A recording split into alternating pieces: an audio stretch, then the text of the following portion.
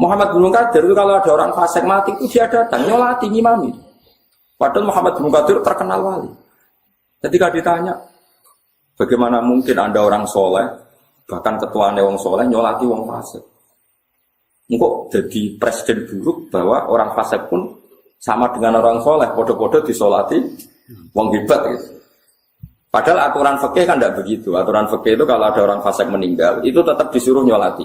Tapi yang sholat jangan orang tokohnya, jangan orang topnya. Tapi Muhammad bin Munkadir tetap datang, dia nyolati.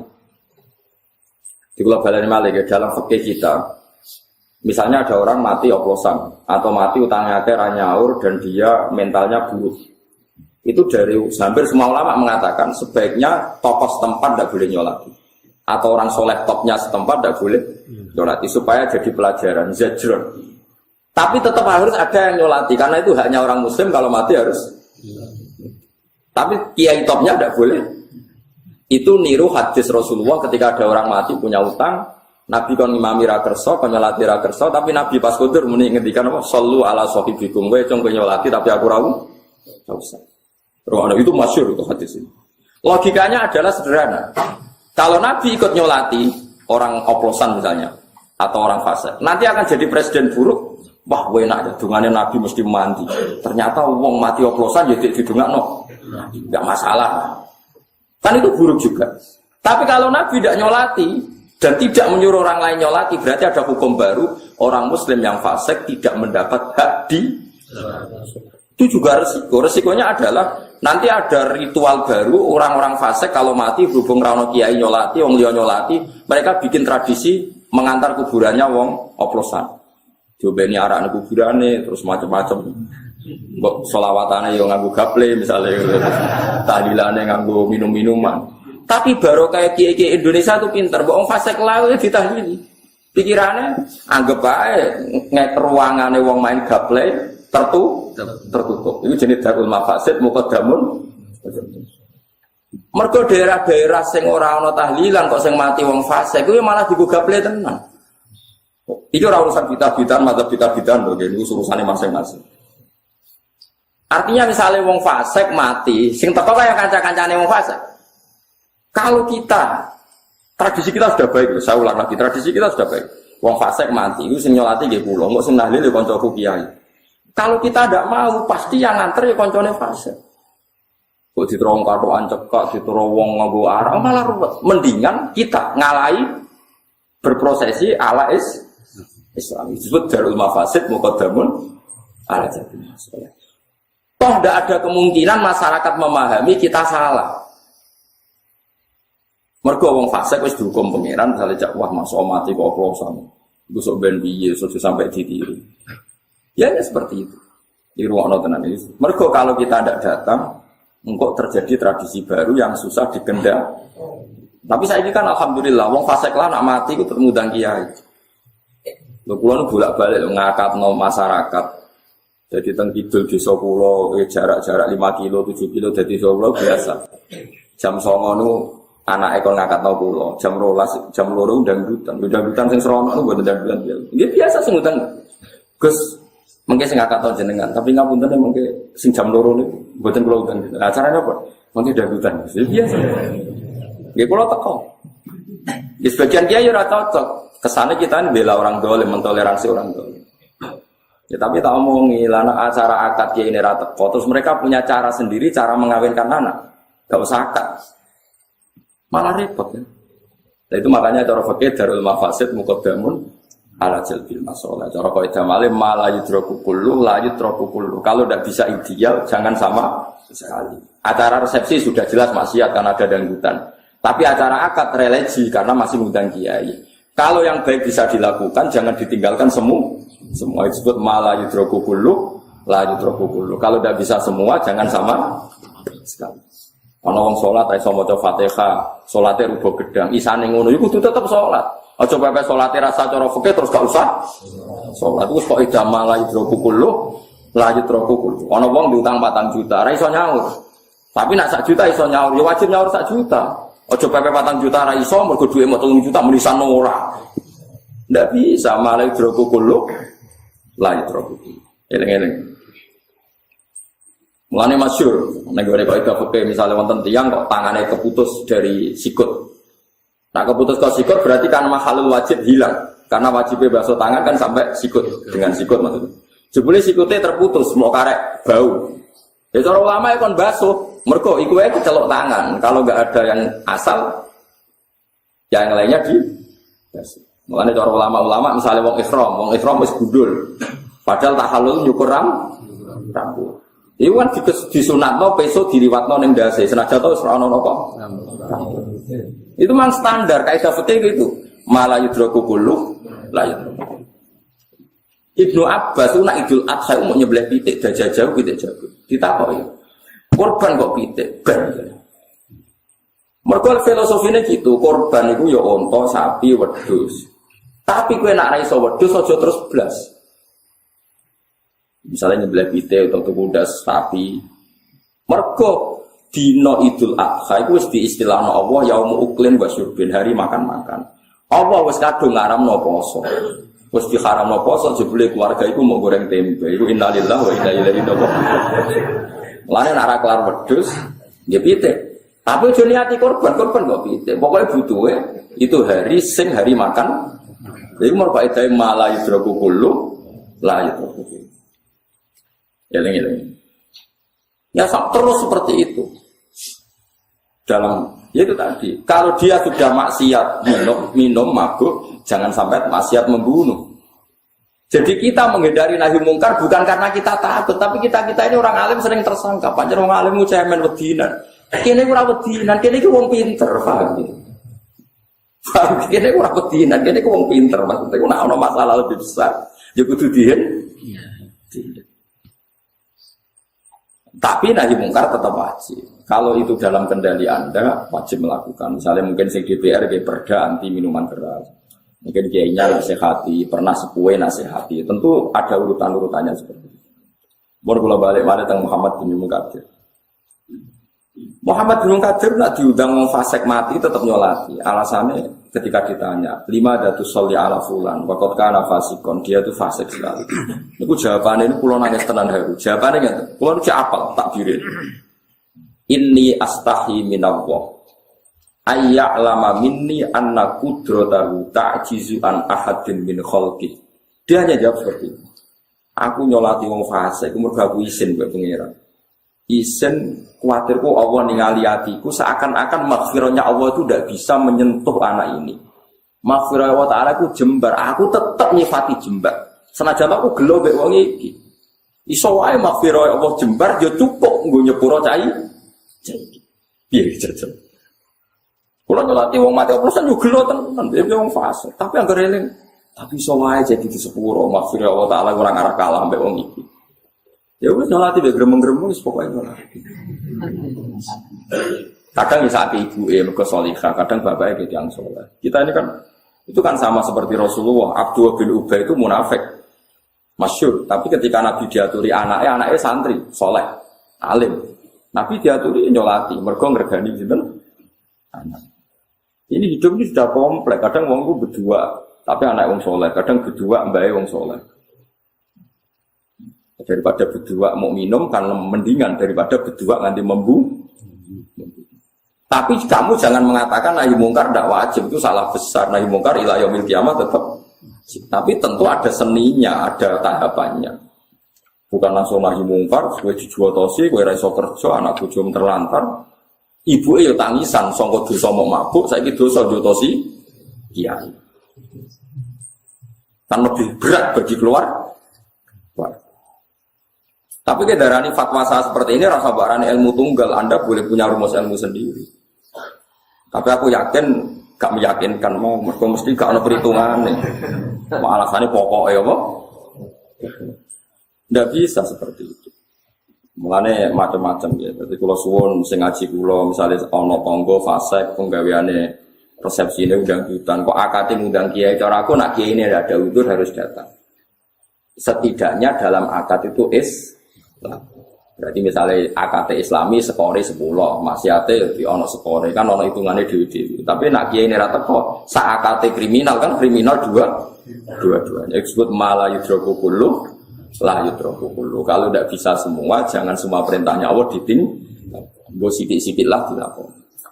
Nah cara kaidah sing gampang apalane ya al-maisur la yasqutu bil ma'sur.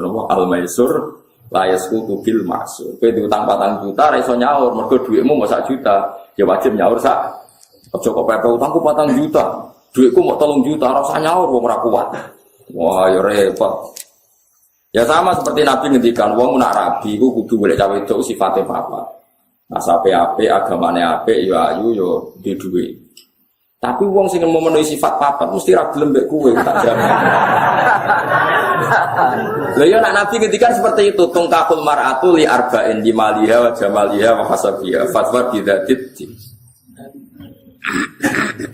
Nabi itu tak titeni, nak ngendikan mesti diulang 2 kali. Mumpun kula niteni, kula hafal hadis kuwata.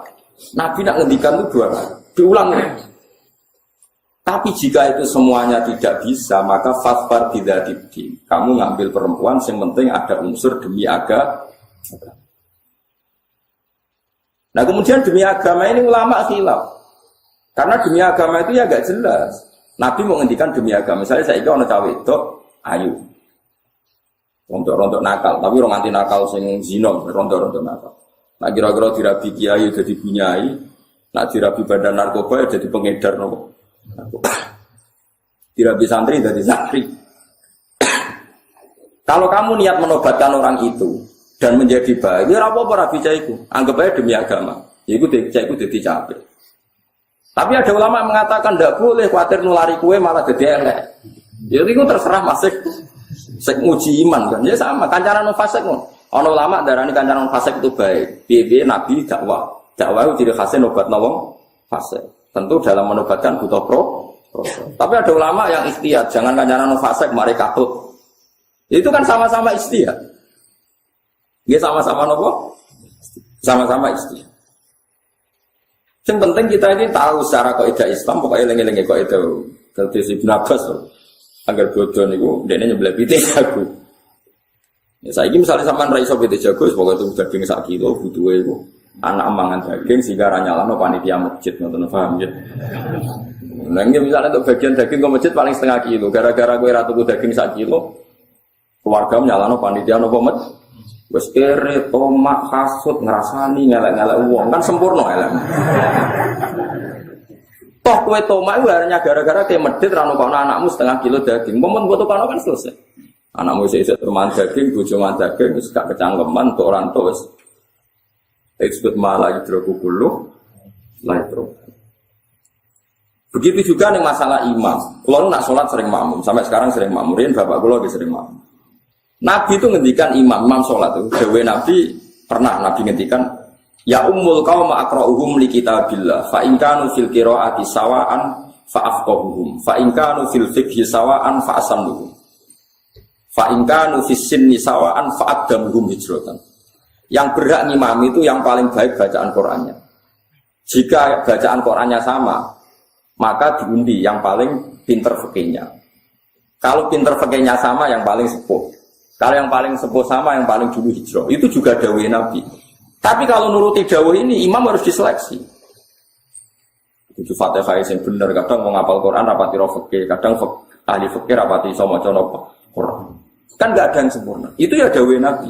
Tapi Nabi nanti ngendikan sallu khalfa man qala la ilaha illallah. Gak usah kecangkeman, gak usah ribet. Wong ngrimame tau nglafadzna la ilaha illallah. Sallu khalfa man qala la ilaha illallah. Ke makmum mbek wong sing lafadzna la ilaha. Sebagian riwayat malah sallu khalfa kulli barrin wa fajirin. Kuwi salat makmum wong imame fasik lah. Piye pas salat ora fasik. Wong pas salat. Mulane Ibnu Umar nanti makmum hajat. Hajat itu gendo-gendone wong. Ibnu Umar nanti makmum. Takoki lha jenengan kok makmum fasik. Ya pas apik jadi. Pas sholat berarti pas apa? Pas apik. Jadi eling-eling. Jadi Nabi nak ngendikan itu biasanya diulang 2 kali dalam satu konteks. Nah ini yang menjadikan para fuqaha melahirkan hukum ma la yudraku kullu la yudraku kullu. Al-maisur la yasqutu bil maksur. Eling-eling. Terus kula suwun niki penting sekali. Because sakniki wong karepe Islam ku ideal. Ya ora ono wong kafir, ora ono wong fasik, dunya ku steril. Sehingga orang fasik terus uring-uringan. Dari zaman Nabi Sugeng, api-api makhluk ya Kanjeng Nabi, wae orang munafik. Ya ono wong kafir. Apa nabi pas dadi nabi terus wong kafir mati kabeh, wong munafik mati kabeh. Anane wong saleh tok ya ora ono. Dhisik wong kafir ya akeh wong munafik. Kowe trimo kiai kok arep-arep ora ono wong kafir. Kowe iku sapa? Paham ya? Biasa wae ono fase. Mungkin ya untuk fase kan biasa wae. Waktu fase ki ada keberatan ono kok. Mana-mana. Apa zaman Nabi Sugeng terus kok ono fase karo ono munafik kok ada. Ya biasa wae, anggap aja tantangan. Anggap aja apa? Jadi eling-eling kita. Kalau suwun misalnya terpaksa, ono fasek sing tukang gedeng kiai kok mati asal dene Islam nak sampean nganggur ya melo nyolati. Iku ya oleh. Nak misalnya terpaksa sampean milih ndak nyolati karena ada tokoh yang diikuti yang ngongkon santrimu nyolati. Yang penting jangan sama sekali ndak disolat karena disolatkan itu haknya mayit. Tapi kalau semua kiai mensalatkan nanti dikira orang fasik sama orang soleh itu sama saja, sama-sama dapat perlakuan khusus. Itu ya repot. Mulane Rasulullah sirine tiang sing mati bunuh diri atau tiang sing gak ada utang Nabi buatan kersa nyolati. Tapi Nabi mutus para sahabat sok nyolati. Iku wong fikih nyimpulno ya dinggo zajron, dinggo peringatan ben wong iku wedi fasik. Mergo nek fasik Nabi ra kersa napa nyolati. Tapi sahabat yang nyolati gue iling-ilingan orang mukmin apapun faseknya punya hak mendapatkan disolat. Alasan ketiga cara kula nggih tadi alasan tradisi. Jika orang fasik mati, orang fasik mukmin, saya ulang lagi orang fasik mukmin. Jika orang fasik mukmin mati, semuanya kita tidak nyolati. Pasti orang fasik akan bikin tradisi baru dalam memakamkan mayit. Dan itu bisa dipendem ngadep ngetan mulor ngalor ngidul. Kita lebih kesulitan lagi kalau itu terjadi. Sama akadnya nikah anaknya orang fasik. Gus anak kula nu kawekno, Gus. Yus macam-macam Gus kabare wis ngene-ngene. Wong patekno wong.